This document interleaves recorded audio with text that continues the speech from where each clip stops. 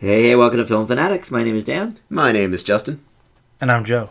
This week, the first full release of the new year, Underworld Blood Wars. But first, we have two awards holdovers that just expanded to wide release. That's Hidden Figures and A Monster Calls. First up is Hidden Figures. And in this, Taraji P. Henson, Octavia Spencer, and Janelle Monáe head up this true story about three black women at NASA in the early 1960s, an enormous rarity, that each in their own ways helped John Glenn, played here by Glenn Powell, be the first American to orbit the Earth. Kevin Costner, Jim Parsons, and Kirsten Dunst co-star. Joe, should have seen this one because it's great. Well, I did want to. I did. Love this movie. Well, but my first question to you is this. How was Costner in it? Costner was good. Okay, good. Justin Costner was good. Huh? Does a good job with the material he has, but I'll get to my Justin doesn't like it. But not horrible. No, I thought he was fine. The performances are outstanding, though, from the three women. Okay. They're all great. I would say the white people in this movie range from, like, average to decent. Interesting. Nobody's a real standout. I'm not much of a Kirsten Dunst fan to begin with. She does okay here as, racist whitey. Jim Parsons does okay as evil whitey. And Kevin Costner does well as saves the day whitey. Heroic white man. Gotcha. But listen, I love the dovetailing of the story between the racism stuff and the urgency of the space race. At this point in our history, Russia has already gone up, so we're really scrambling to figure out, how to get our man up. And it turns out that these are the women who kind of did it. Janelle Monáe's character is a little bit underdeveloped. I feel like she had more to do later on after this movie takes place. Because in this movie, she doesn't necessarily do a whole lot to directly affect the space. It's more of Henson and Spencer. But they're all three great together. They have a couple of scenes where it's the three of them, including the opening scene where their car breaks down that we've all seen in the trailer. But I thought, the story is great. These women are people that nobody really knows even existed, and they lived long, long lives. I don't know if any of them are still alive, but they show, pictures at the end, and they're all, at least in their 80s, if not later than that. So they really, stood the test of time and did a lot with NASA even long after this movie takes place. Is the race relation stuff fairly standard? It is, but, this is a PG movie. It's not meant to be 12 Years a Slave or Birth of the Nation. It's meant to inspire people. And I think it does that while also dealing with these other issues. I liked it. Justin? Well, if nothing else for this movie, I would say you gotta love what a good cast can really do when they're up to the task. We see a lot of movies nowadays where they'll have A-listers, but you can see them going through the motions, or Assassin's Creed would be a recent go-to. Yes, among many others in 2016, but I thoroughly digress. But really, all three of the women here do a fantastic job telling a story that truly does deserve to be told. However, I wish I could say the same for director Theodore Melfi, who tells the story in a painfully watered-down Hollywood style. Everything feels manipulative. It was coming. Everything feels hokey. Everything feels like it's trying to tug on the heartstrings. Like, hey, you see that moment? It's a significant callback. It's unbelievably pompous. Ooh. Like they're practically begging for the Oscar.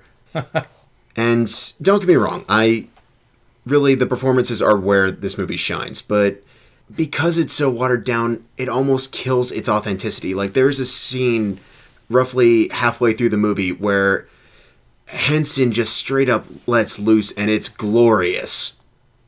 It's probably the best scene in the whole movie. We never get anything even remotely close to that scene after that. We get a couple decent moments here and there, but another big issue I have with it is the movie is really, really unbalanced. Henson's character gets, I'm going to say, easily 60% of the general treatment of the storytelling. The other two women, maybe 20%. And honestly, I thought the standout was Monáe. I think I think she had a really interesting character. I was really curious to see where she was going. She comes into play like once every 25 minutes. Yes, I agree, but again, her character didn't really have much to do with this specific incident. I mean, this is all basically, a few weeks where they're trying to get John Glenn into space. She's in school at the time, trying to advance her career, which she does advance, as we learn in the epilogue, but yeah, it's not an overview of their entire history with NASA. It's this 3-week period, and unfortunately, Monet's character. No, but if you're going to treat them as the main characters, you gotta give them something to do. If not, just focus on one or focus on two. That really does bring it down, and the fact that it's easily 20 minutes too long as well. That said, I really do like the way they capture the time period. It really does look and feel like the 60s. I can't ever really say the movie was boring, just a lot of scenes run on too long, and the watered down nature of what is easily a very pivotal time in history does really hurt it. I think it's a good movie. I think it'll definitely deserve its accolades in the acting categories, but I expected so much more from this movie. I feel like I've seen way worse with the Academy baiting movies than this. This is a very basic, PG movie. I don't think that they were really trying to push envelopes. Not sure if I agree with that. I mean, they're clearly trying to bring this out in lieu of Oscar So White. And, I mean, was this a relatively well-known topic in regards to the whole space race? I'd say no. Is it? Yeah, that's why they wanted to make the movie. Yeah. So, I mean, I guess it would depend on your definition of what it means to, quote-unquote, push the envelope. I think its intent is to, in some ways, do that, to bring out diversity, to address issues. But do I think it's committing to that goal with the utmost intensity? I'm not so sure. I think a lot of it is very much trying to hit all the notes that they think the Academy will win, almost like they're presenting the story and asking you every 5 seconds, do you like me now? I like you. You don't have to. I've seen it way worse than a movie. Oh, like I'm not saying this is the prime offender. I'm just saying this is one of the offenders. I don't know. I mean, in response to this being a movie made in response to Oscar So White, the movie business. This movie, I'm sure, was made long before the last year's Oscars even happened. That I'm not so sure about. Some things are benched, some things aren't. But, I mean, you're not going to write a script, film it, get all the cast together, do everything, edit, involved with the movie in 8 months. That's just not how the industry works. That's not necessarily true. All right, well, I can't imagine that this was made, hey, let's find a story about black people that hasn't been told yet because the Oscars didn't nominate any people of color last year. I just think that's ridiculous. I mean, first of all, you've got Fences and Moonlight already. You don't need this movie. No. If that's the angle. I think they just wanted to tell a story about people who don't get a lot of credit, and Octavia Spencer and Taraji P. Henson are very hot actresses right now. And, certainly. Janelle Monáe is up and coming. She was in Moonlight. So I don't think it was a response to anything but wanting to tell a story about people that are unsung, like we get year-round. All right, well, anyway, I liked it. I give it an A-. B. All right, Justin, let's hear about a Monster Calls. Did they dial out? 991? 1-800. More telepathically. Oh. You would think. No landlines. You would think. Gotta go psychic. All right, so in this one, Lewis McDougall plays Connor O'Malley, a boy dealing with a handful of problems, from a very sick mother, played by Felicity Jones, to being forced to live with his grandmother, played by Sigourney Weaver, to being visited at 12:07 by a monster, voiced by Liam Neeson. The monster arranges a deal in which he will tell Connor 3 stories in exchange for one in return. The truth about his feelings in response to the situations he's in. For a few weeks, there's something Dan said about 2016 that's stuck in my head. That stinks. No. Among other things, yes. But actually in response to something you mentioned in regards to trolls. we really do need a message of love one another, and I certainly agree that feelings are important, but I would also argue that why we as people feel the way we do is arguably even more so. And I feel like that's really what's the heart and soul of this movie. And what really got me on board reading it at the time. I think it suffers kind of the same problem a few other YA adaptations do, in terms of the material is often a little more adult than what it's trying to aim for. I like the book because it does address some of that stuff and definitely addresses it in an appropriate way, but also suffers from the fact that it's really, really short.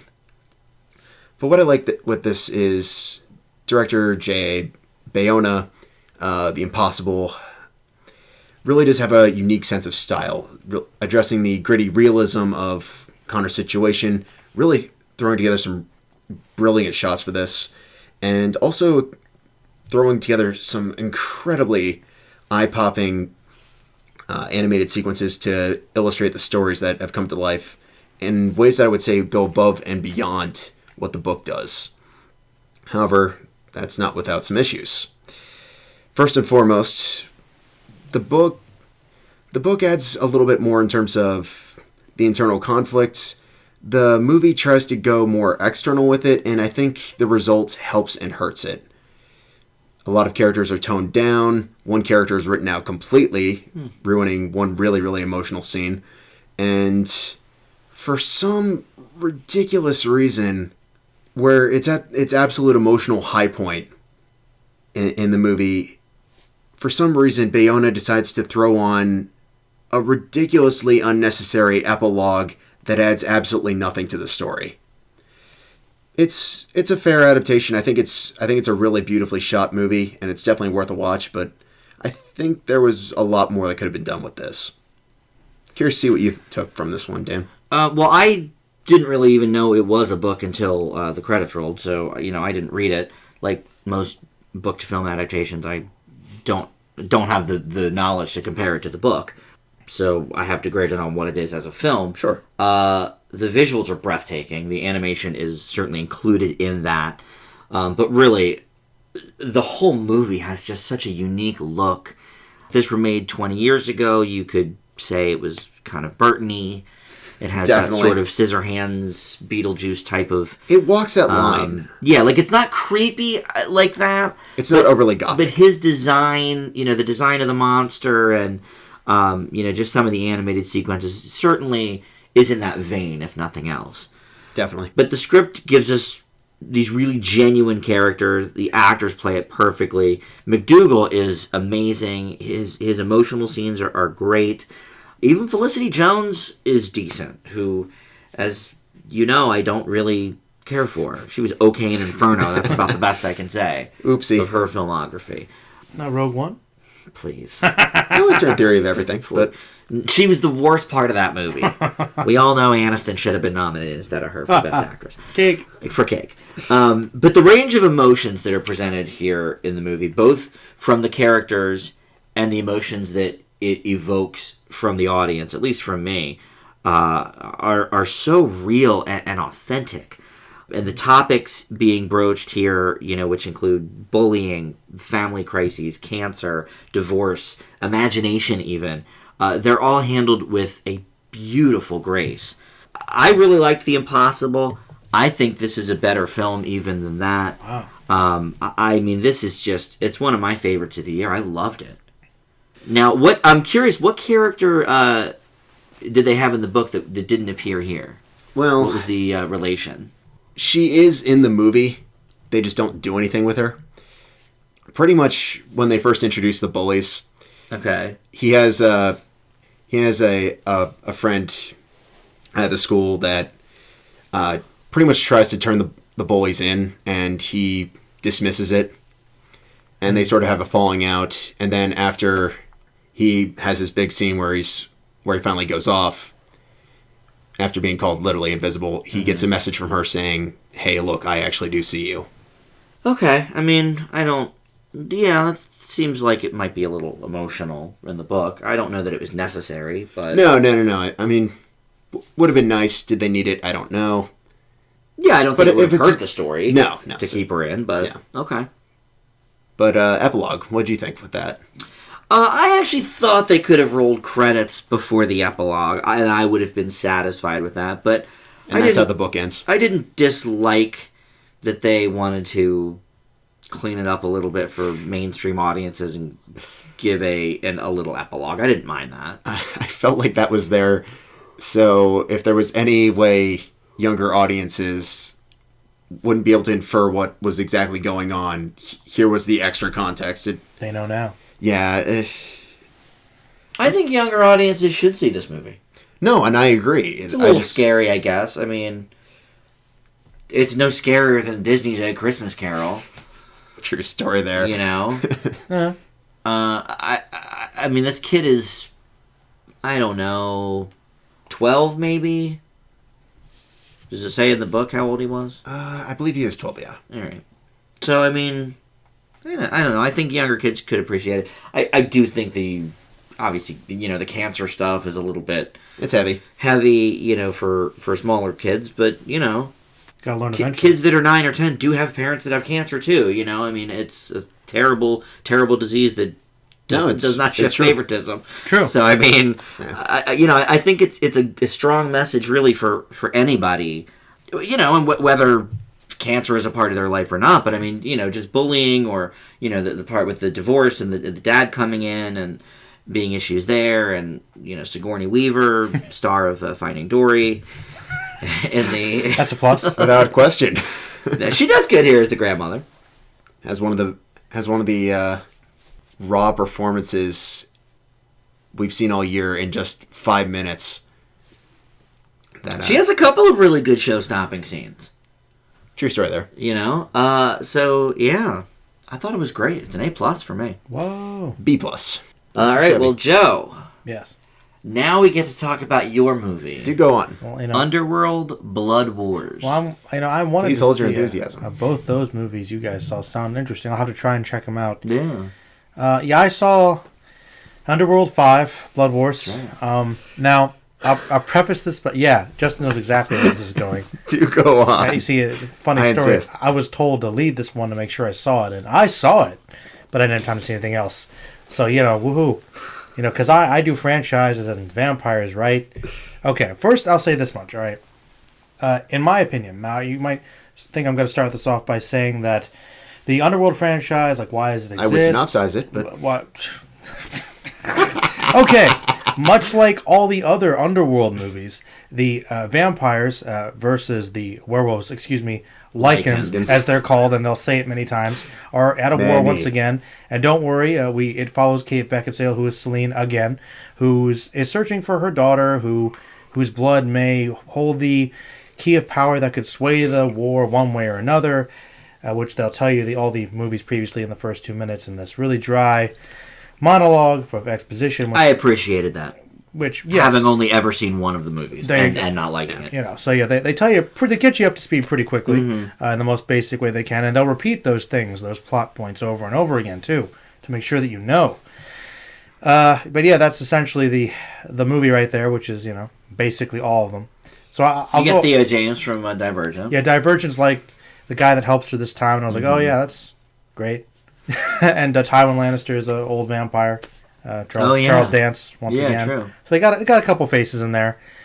But as I was saying, you might wonder why there's 5 Underworld movies. Who's this for? Why does this franchise keep going? It's quite honestly, it's because people think Kate Beckinsale is hot, so they like her in leather. That's why. And I'll also say that I saw the first Underworld movie years ago, and I didn't like it very much. Same. And it has a fan base, obviously, but I remember thinking the original movie was just kind of dull, didn't look very good, oddly paced, quite obviously a Matrix ripoff in terms of the martial arts. Acting was meh, story was kind of okay, but everything was weird. Just wasn't that great, I thought. Just kind of one of those things that should have just popped up, disappeared, whatever. Maybe a cult following, but 5 movies. And I'm watching this movie and I'm thinking, wow, nothing's changed except I care even less because we're recycling all the same ideas. Now, to be fair, I feel like there has been enough that's happened that I guess people that are really invested in this story might get something out of this. But for me, I was so bored in this movie. I had no attachment to anything that was happening, and really the performances don't do much to really convey that. So, for me, I thought it was boring. I thought it was badly paced, but it was pretty much my same feelings that I felt about the original film, just with less of a budget. So, I don't know. I guess they've stayed consistent over 5 movies, but since I haven't seen the 3 between these ones... go with consistent, but... Consistent, inconsistent. It's bad, but... Yeah, it's bad. But, I'll give you that. Yeah, well, I mean, I don't think you could really argue it. If you did, I'd be surprised, Justin. Very surprised. But the point is, there's a fan base. I think that if you know about it, that's great. But once again, you said you appreciated the monologue at the beginning. I feel like if you're going into Underworld 5, you either should pick another movie, yes, or it's not for anybody. It's true. If we weren't reviewing this movie, I would never watch it. And I didn't see 2, 3, or 4 because I didn't like the first one. You're right.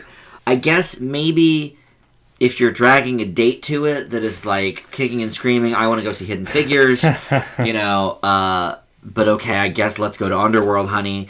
And she tells you what's going on. All right. You're right. Other than that, I can't imagine anyone just throwing a dart and choosing Underworld 5 to go to, for their Cineplex choice. But tell me what you thought of it. Well, I agree that I felt pretty much the same as I did in the first one, except I think the effects here are even worse.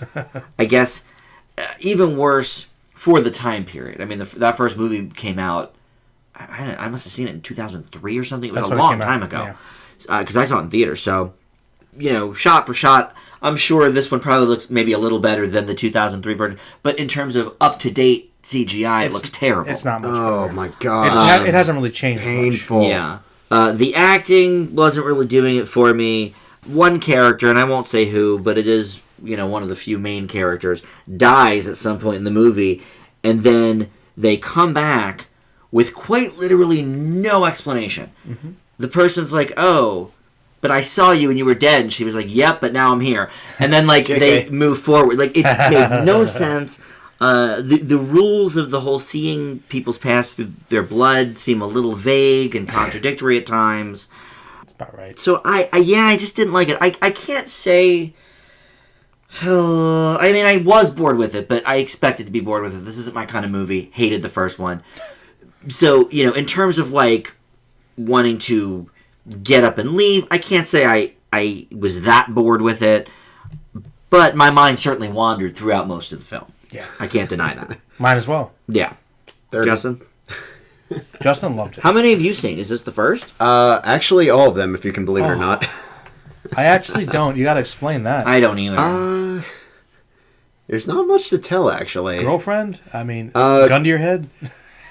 Okay, we'll get there. So... He did have a gun to his head, it sounds like. I knew it. Okay, Mafia. Right. Not actually, believe it or not. Strong-armed. But it's time to let go of Underworld. Now, unlike you gentlemen, Underworld was kind of a guilty pleasure of mine for a few years. I kind of liken it to... Not liken. Fun. I kind of view it the same way as I view the Fast and the Furious franchise as what it's sort of devolved into, just being so gloriously overcomplicated that it's kind of entertaining watching them try and make this world so much more unnecessarily complicated than it was. The second movie has a title crawl in case you weren't able to keep up with what's going on with the first movie. It's pretty basic concept. You would think, and that there's whole inner politic hierarchy. It's ridiculous. It's hardcore. But after the first two, I gave up. Pretty much my entire mindset with my friends was more or less like, hey, are you bored? Let's watch Underworld. Why the heck not? And now, see, my response to that would be, I'm never that bored. Oh. I'll take a nap for 2 hours instead of watching Underworld again. Yikes. The first one is goofy, but I kind of like in a guilty pleasure kind of way. Second one, even more so. Third one shouldn't have happened. Fourth one, even less so. But attempting a reboot just shows that it's more than a little evident that this is a very old, tired franchise were really, really grasping at straws. Yeah, it felt old. It felt like I was watching the first one again. Told you. It's like 10 years ago. They more or less just rehashed plot points from the first movie and threw in bad CGI and weird slow-mo. That's standard. That just doesn't work even remotely, and there just really isn't that much left to say. The action's bland, the storyline doesn't even make sense anymore. It's just not a good movie. How about when that character comes back, though? Great. I honestly forgot about that. Yeah. Zero context whatsoever. Kind of like the whole movie. Kind of. Yeah, more or less. We got context at the beginning. It was bad. It was badly delivered. I'm sorry, Fast and Furious as a franchise is way more alive than this. At least they're First of all, because they're they successful. enjoy making it. Because they've more or less stopped caring, but I think they care a lot about their fans. This movie, they care about their fans, but they don't care even remotely about what the story is. It's like, okay, no, let's just go for as completely insane. Well, Fast and Furious has evolved more into a parody of itself. I wasn't going to quite say that, but more of like the first movie was like crazy, the first movie, first couple movies really was kind of believable. Yeah, now it's like we got to up it with look. we did a whole Fast and Furious drawing comparisons podcast about which is which, but let's face it, the big difference between the two franchises is one clearly has a lot of energy put into it, the other does not. Yeah, I mean, to compare the two, you would never watch, the 6th or 7th in the Fast and Furious franchise and say, boy, this feels a lot like the first one.